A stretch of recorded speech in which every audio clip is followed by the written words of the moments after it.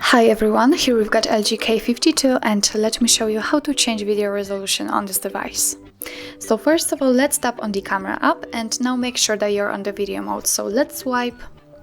And now just pay attention of this, how the camera actually looks like. So as you can see, it is elongated on the full screen.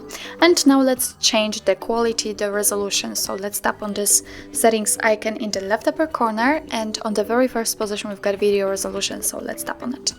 And as you can see here, we've got actually 3 different options to choose from. Now we've got full vision HD applied, but we can also set 16:9 HD or 16:9 FHD.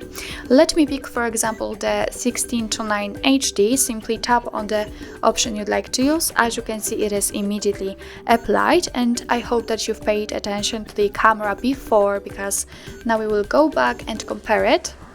And as you can see, right now it looks more rectangular, so it means that we successfully changed the resolution, and from now on we will record videos in chosen quality. So actually that's all. This is how to change video quality in your LG K52.